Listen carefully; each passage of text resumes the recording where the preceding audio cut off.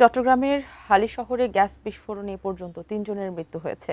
আশঙ্কাজনক অবস্থায় বাকিরা চিকিৎসাধীন রয়েছেন জাতীয় বার্ন ও প্লাস্টিক সার্জারি ইনস্টিটিউটে।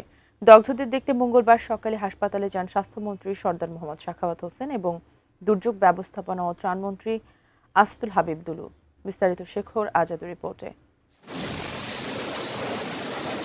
চট্টগ্রামের হালি শহরের একটি বাসায় গ্যাস লিকেজ থেকে রান্নাঘরে জমে থাকা গ্যাসের বিস্ফোরণে দগ্ধ হন ৯ জন।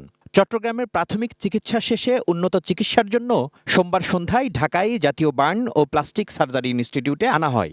হাসপাতালে আনার পথেই মারা যান একজন। মঙ্গলবার চিকিৎসাধীন অবস্থায় আরও ২ জনের মৃত্যু হয়। বর্তমানে হাসপাতালে ভর্তি অন্যদের অবস্থাও আশঙ্কাজনক বলে জানিয়েছেন চিকিৎসকরা। একজন বাচ্চা যিনি আছেন তিনি অল্প বার্ন হয়েছেন, একজন বয়স্ক মানুষ অল্প বার্ন, এবং স্বামী স্ত্রী যিনি ওনারা দুজনেরই 50%-এর উপরে বার্ন এবং তারা ইনহেলেশন ইনজুরি আছে এবং ওনাদের অবস্থা আশঙ্কাজনক। প্রায় একই প্যাটার্ন বলতে পারেন, প্রায় একই প্যাটার্ন। দগ্ধদের দেখতে মঙ্গলবার সকালে জাতীয় বার্ন ইনস্টিটিউটে যান স্বাস্থ্যমন্ত্রী এবং দুর্যোগ ব্যবস্থাপনা ও ত্রাণমন্ত্রী। এ সময় তারা আহতদের খোঁজখবর নেন এবং চিকিৎসকদের সঙ্গে কথা বলেন। যত ফেসিলিটিস আছে, মেডিসিন আছে, সব হসপিটাল কর্তৃপক্ষ দিচ্ছেন।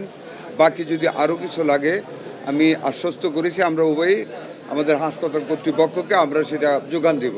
আমরা শেষ মুহূর্ত পর্যন্ত খেয়াল রাখবো কীভাবে প্রাণগুলি আল্লাহ বাঁচাইতে পারেন, আমাদের সহযোগিতা আমরা চেষ্টা করবো ইনশাল্লাহ। এই যে গ্যাস লিকেজ থেকে এবং গ্যাস সে যে সিলিন্ডারগুলো ব্যবহার করা হয়, মেয়াদ উত্তীর্ণ সিলিন্ডারগুলো ব্যবহার করা হয়, এগুলোতে কিভাবে একটা নিয়মের মধ্যে নিয়ে আসা যায় সেগুলো নিয়ে আমরা অল্প সময়ের ভিতরে 3 মন্ত্রণালয়ে বসে কাজ করব, যাতে করে ভবিষ্যতে এই ধরনের দুর্ঘটনা থেকে কম ক্ষতি হয়। দগ্ধ ৯ জনের মধ্যে ৩ জনের মৃত্যু ইতিমধ্যে শোকের ছায়া ফেলেছে পরিবারগুলোতে।